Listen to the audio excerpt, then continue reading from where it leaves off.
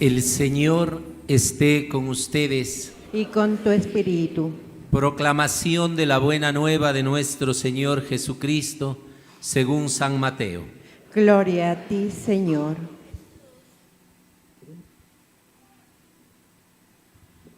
En aquel tiempo, Jesús dijo a las multitudes y a sus discípulos: en la cátedra de Moisés se han sentado los escribas y fariseos. Hagan pues todo lo que les dicen, pero no imiten sus obras, porque dicen una cosa y hacen otra. Hacen fardos muy pesados y difíciles de llevar y los echan sobre las espaldas de los hombres, pero ellos ni con el dedo los quieren mover. Todo lo hacen para que los vea la gente. Ensanchan las franjas de las filacterias y del manto. Les encanta ocupar los primeros lugares en los banquetes y en los asientos de honor. En las sinagogas les gustan que les saluden en las plazas y que la gente los llame maestros. Ustedes, en cambio, no dejen que los llamen maestros, porque no tienen más que un maestro, y todos ustedes son hermanos. A ningún hombre de la tierra lo llamen Padre, porque el Padre de ustedes es solo el Padre Celestial. No se dejen llamar guías, porque el guía de ustedes es solamente Cristo. Que el mayor de entre ustedes sea su servidor, porque el que se enaltece será humillado, y el que se humilla será enaltecido. Palabra del Señor. Gloria a ti, Señor Jesús. Acabo de entrar en crisis existencial. Serio. Porque el Evangelio de hoy nos invita a pensar cómo estamos guiando, cómo estamos enseñando y sobre quién estamos enseñando. Y cuando miro tanta gente, en serio, el rato que leía el Evangelio, inclusive yo tengo muy buena lectura, pero hoy hasta me enredé, así inconscientemente, ahí mismo que estaba falloso el lente, pero era porque mi mente estaba en otra cosa. Estaba diciendo: ay, Marcelo, ay. Es que quisiera ser lo más apegado al Evangelio. Viendo tanta gente, yo estoy seguro que cada uno tiene sus propias aspiraciones, sus propios problemas, sus propios aciertos, sus propios errores, y uno se siente así como muy limitado de poder decir esto. Y a veces pues uno habla a través de la mediación de lo que es. Yo soy un simple ser humano, porque si habla de él mismo solito, pues facilito que a cada uno le diga lo suyo, que a cada uno le pueda tocar el corazón, la mente, el alma, y le dé una respuesta. Y entonces cuando me pongo a pensar que yo soy la voz que tiene que sonar, digo: ay, Diosito, ahora sí que me puse en crisis. Primera vez, verán, que el Espíritu Santo ilumine. Hemos de entender primero el contexto en el que se da el Evangelio que San Mateo pretende predicar. Ahí hay dos cosas que aclarar. Primero, entender que Mateo no escribe al mismo tiempo que Jesús está vivo, porque Jesús ya había muerto, ya había resucitado. El Evangelio de Mateo es posterior. Todos los evangelios prácticamente y la Biblia en torno al Nuevo Testamento son pospascuales, es decir, después de la resurrección de Jesús. No es que van llevando una bitácora de Jesús y cada evangelista va escribiendo ese ratito, para nada. Es luego, ¿sí? Luego. Por eso Mateo trae hoy este pasaje especial de Jesús con una intencionalidad. Yo les he venido indicando esto a lo largo de estas semanas que hemos leído los domingos el Evangelio de Mateo. Mateo escribe para comunidades judías, es decir, para judíos convertidos al cristianismo, pero que eran anteriormente de religión judía, ¿sí?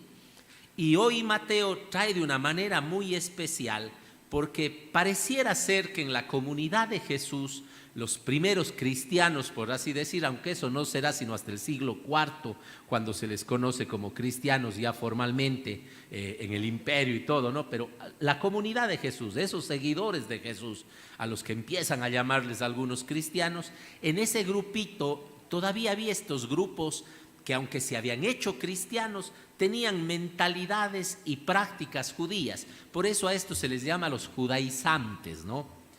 Entonces estaba bien, aceptaban el bautismo de Jesús, aceptaban que eran ellos ya los seguidores del Mesías, que el Mesías había llegado, pero todavía seguían como anclados, amarrados a las tradiciones del judaísmo.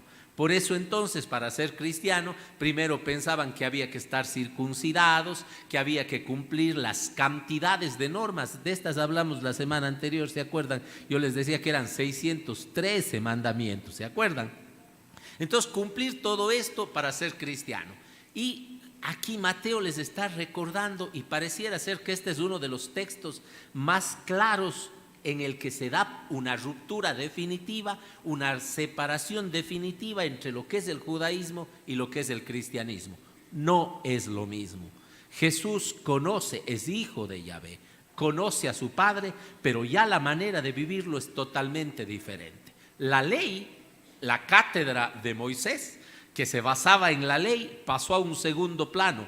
Hoy la nueva cátedra es la cátedra de Jesús, que es el mandamiento del amor, en el que ya no son los signos exteriores, el cumplimiento de normas, de tradiciones, de costumbres, el que salva al ser humano, sino aquel que es capaz de vivir obediente al Padre y tratando a los demás como sus hermanos.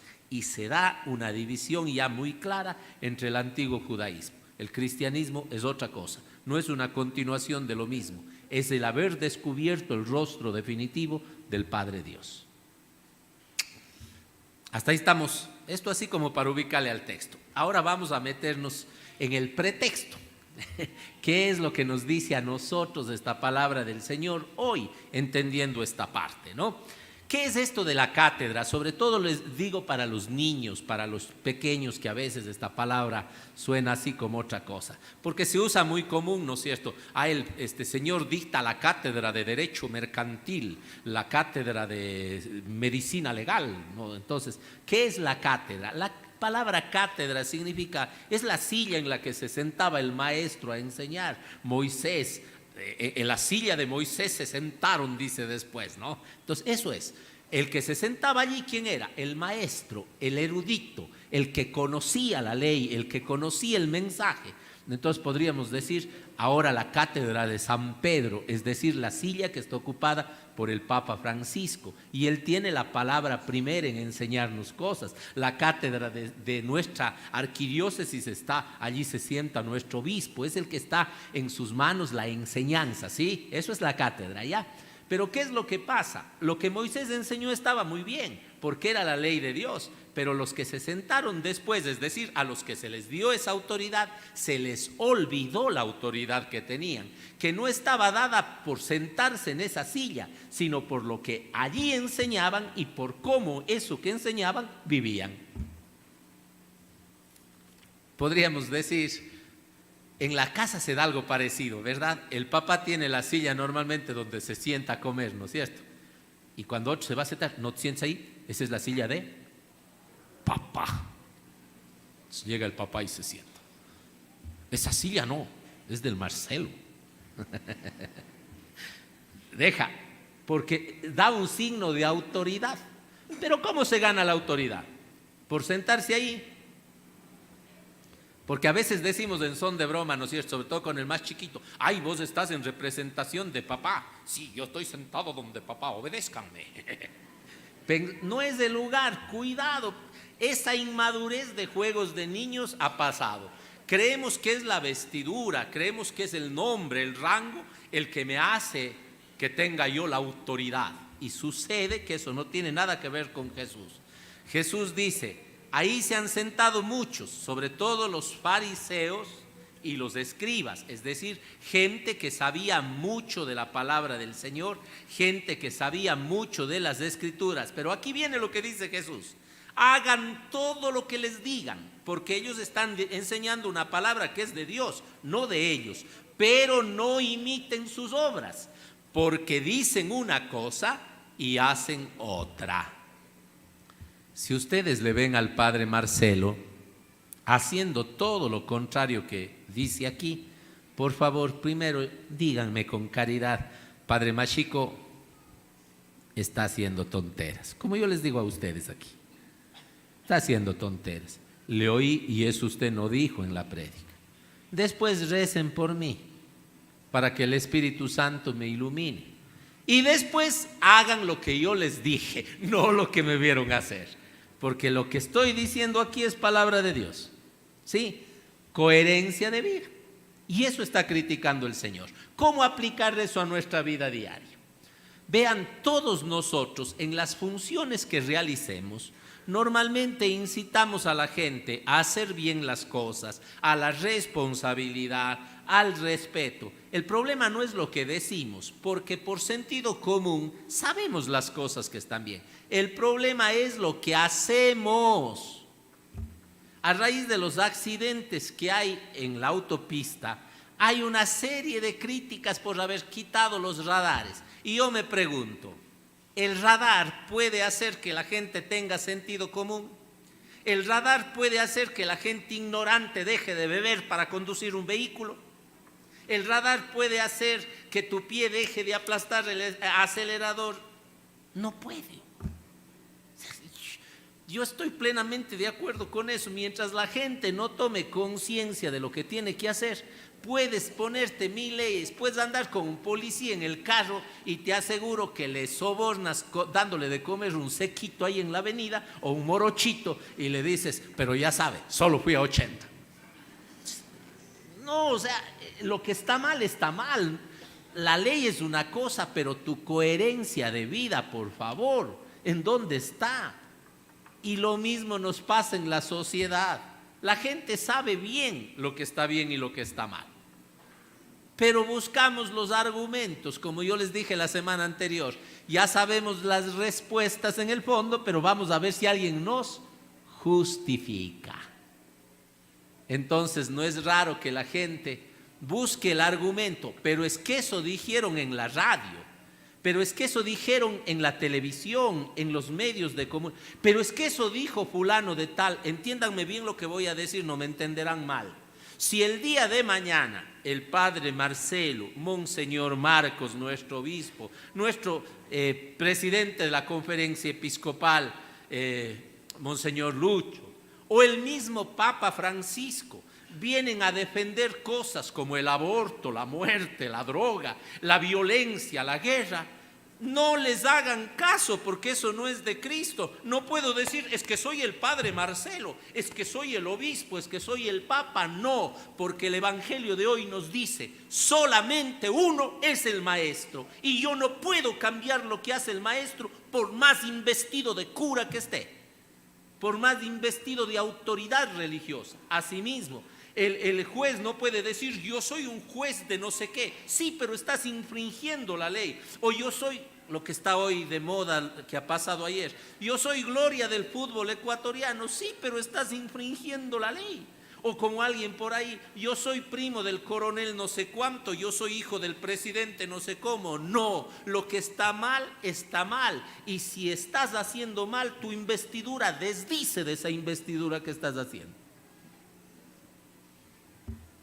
Por eso en estas fiestas, ¿cuántos papás habrán dicho a sus hijos, pórtense bien? Y está muy bien lo que dicen, hagan lo que les han dicho.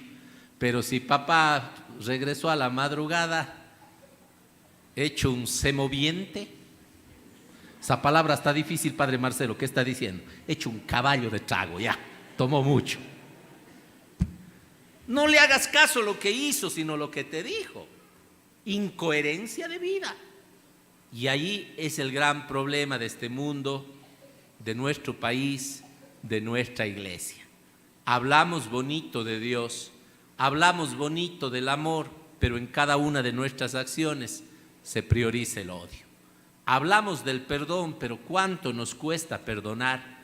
Y como damos la paz cómodamente a los que están cerquita de nosotros, nos cuesta salir de nuestro propio interior mezquino para ir tal vez a buscar al que está más atrás dentro de la propia iglesia. Y no se diga si se quedó en la casa o si vive en otro lado para pedir perdón, para pedir disculpas, pero hablamos de la paz. Hablamos de la honestidad que deben tener otros, pero no la que debo tener yo. Hablamos de las cosas que están mal para otros y eso a mí me causa mucha risa. Basta con ver el juego de dimes y diretes de las autoridades de nuestro país. Lo que hacen otros está mal, cuando hago yo, ahí está muy bien. No, señor. Cuando la persona actúa bien, el bien y el mal no puede estar sometido a la voluntad de la gente, no puede estar sometido al arbitrio de la gente, no puede estar sometido a guías que de guías no tienen nada y al contrario andan más perdidos que poroto en ceviche o que gato en misa. No, hay gente tan perdida que no sabe lo que hace. Y el mundo de hoy está así. Las redes sociales siendo un instrumento tan útil, pero también han puesto a gente muy nefasta que hace que les sigan personas a lo bueno y a lo malo. Usted sabe a quién elegir. Políticamente, aún educativamente, si un maestro te está orientando mal, no es maestro. Si está yéndose contra Dios, contra sus principios, contra el respeto de la vida, no es un maestro. Porque nosotros los cristianos tenemos un solo maestro que es Cristo Jesús y a Él le hacemos caso. Hace falta cristianos coherentes de vida. La otra cosa que hay que tener muy en cuenta hoy día es el sentido de la humildad a la que nos llama la palabra de Dios. No te puedes tú creer más que el resto y esto sí es peligroso, por favor. Y les digo para los católicos, yo estoy convencido que Cristo nos enseñó un rostro hermoso de Dios, el rostro del Padre. No llamen Padre a ninguno, a ninguno. No se crean hijos de un hombre, porque ustedes todos son hijos de Dios. El problema es que usualmente nosotros sacamos nombres. Hasta en las comunidades pueden decirse así, ¿no? Las comunidades religiosas me refiero. Por ejemplo, podemos decir, yo soy hijo de tal santo, hijo del hermano Miguel, yo soy hijo de Alfonso María de Ligorio, yo soy hijo de Don Bosco. Aguanta un ratito. La palabra de Dios te dice, solo hay un Padre, el Padre es Dios. Si yo como sacerdote tienes la bondad de decirme, Padre, me entras en un conflicto enorme, me pones en un conflicto enorme, porque quiere decir que yo debería guiarte, orientarte con la palabra al único Padre que es Papá Dios. No eres un hijo de un hombre, peor todavía, aquellos que en nombre de una persona, en nombre aunque sea de un equipo de fútbol, se van contra sus hermanos, olvidando que hay un solo Padre que nos hace hermanos y que nos hace hijos. ¿Se dan cuenta? Entonces, este evangelio es tremendamente serio porque compromete la palabra, compromete las obras, compromete la vida entera de los seres humanos. ¿Por qué somos católicos? ¿Porque venimos a misa? ¿Porque estamos bautizados? ¿Porque hicimos la primera comunión, la confirmación y algunos han recibido ya hasta la extrema unción?